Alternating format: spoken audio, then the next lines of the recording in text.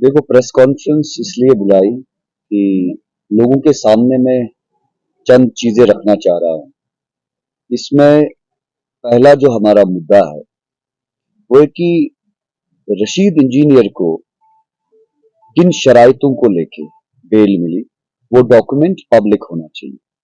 ये कह रहा था कि अरविंद केजरीवाल को बेल मिली, हिम्मत सोरेन को बेल मिली, मगर वो जो डॉक्यूमेंट्स है बेल के वो पब्लिक के सामने आया है।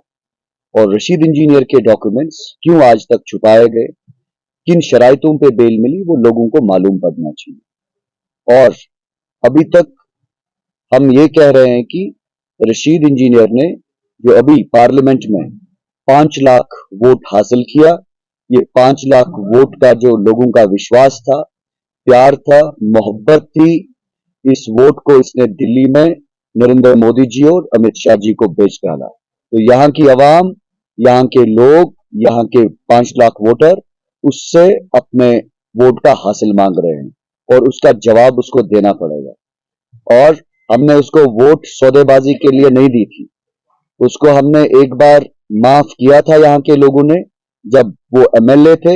एमएलए के टाइम उसने आजाद साहब को यहाँ के लोगों का वोट 3 की 3.5 करोड़ में बेच दिया। और आज फिर से सौदेबाजी, और आज वो लोगों को फिर से गुमराह करने निकले हैं, बेवकूफ बनाने निकले हैं। जिस तरीके से आज तक रायशुमारी को लेके बेवकूफ बनाया, और आज उसके मंशूर में कहीं रायशुमारी दिख नहीं रही है। कल तक कह रहा था कि खानदानी राज को खत्म करना है। खानदानी राज उनके घर में अभी पनप रहा है, उसका भाई इलेक्शन लड़ रहा है। और आज जबकि उसके मंशूर में रायशुमारी का जिक्र होना चाहिए था, कल तक उसका नारा था 35 से न 370, रायशुमारी सबसे बेहतर। आज वो नारा कहां है?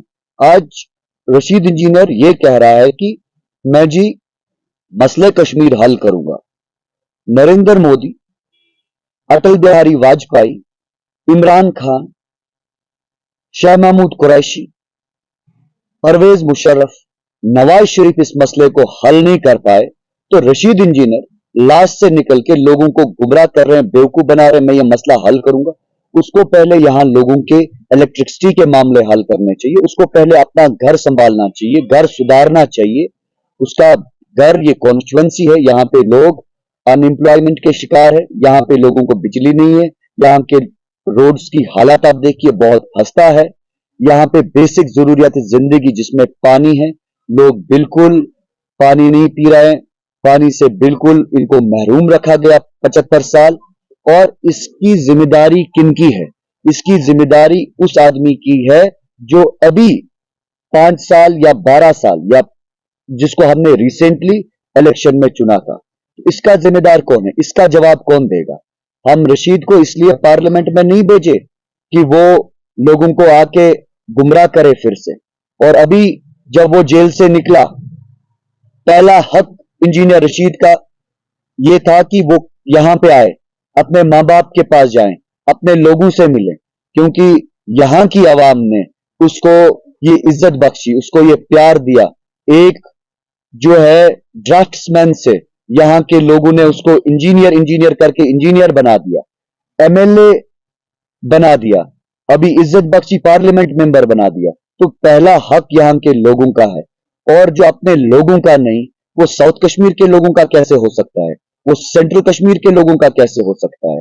और ये यहाँ की आवाम को समझना चाहिए, ये जो इसने आज तक झूठ, फरेब, धोखा लोगों को भेजा, अब ये नहीं चलने वाला है। ये जो ये एक नैरेटिव बिल्ड कर रहा है, इससे आने वाली नस्ल हमारी तबाह हो सकती है। इससे आने वाली नस्ल में बहुत जो है कि तशवीश पैदा हो सकती है।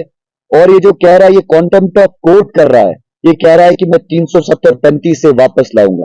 370-35 ए कोई वापस नहीं ला सकता है। ये सुप्रीम कोर्ट का एक डिसीजन है।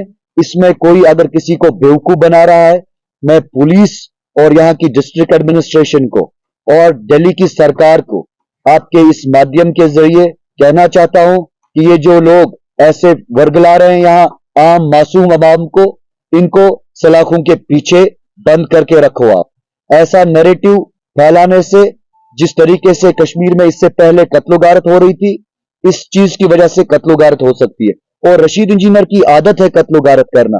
अगर इसने क्लेमेंसी मोशन असेंबली में नहीं लाई होती, अफजल गोरू को आज फांसी नहीं मिलती। अगर इसने जम्मू में 2 एमएलए के साथ बातचीत नहीं करी होती तो अफजल गोरू को कभी फांसी न लगती।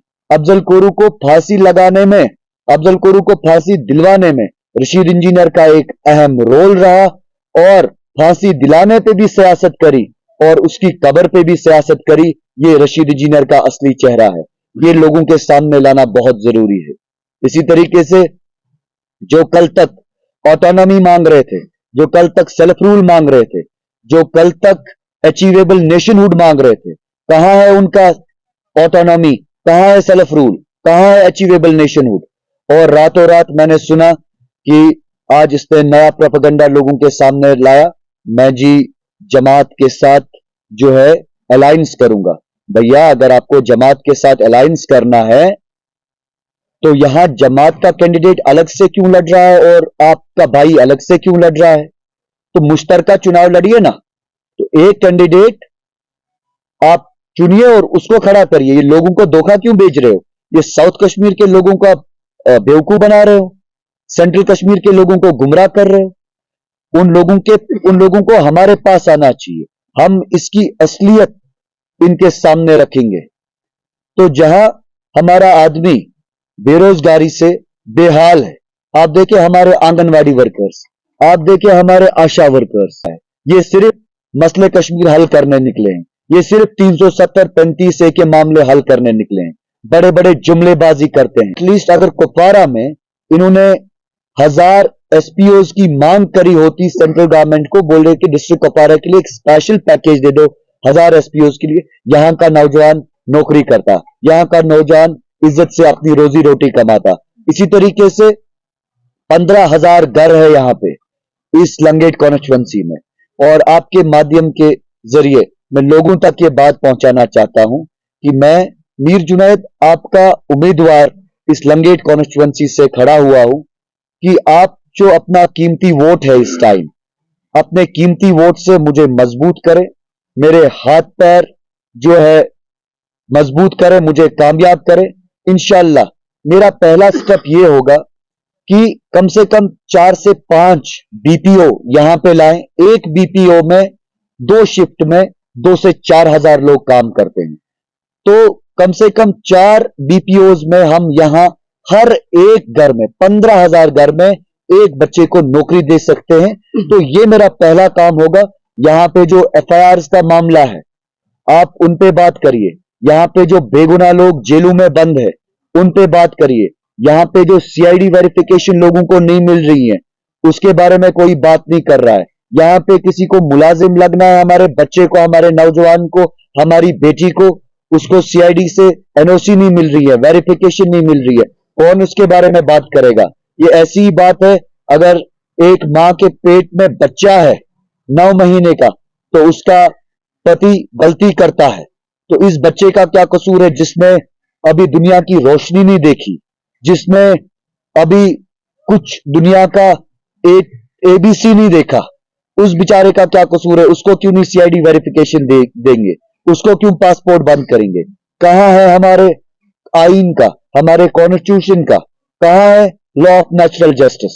और बाकी जितने भी ये असेंबली कॉन्स्टिट्यूएंसी में जो कैंडिडेट सारे खड़े हुए हैं, मैं इनको एक ओपन चैलेंज देता हूं आपके इस माध्यम के जरिए कि ये लोग यहां लंगेट पार्क में या जहां भी हम 50,000 लोग जमा करेंगे, लोगों के सामने इनको लाओ, आप मीडिया के भाई भी आओ, इनसे सवाल पूछो, इनसे हम हक का हासिल मांगेंगे, इनसे यहां की जनता सवाल पूछेगी और यहां के लोग फैसला करें कि कौन उम्मीदवार सही है, कौन हमारे मुस्तकबिल का फैसला कर सकता है, कौन ये जुल्म मिटा सकता है।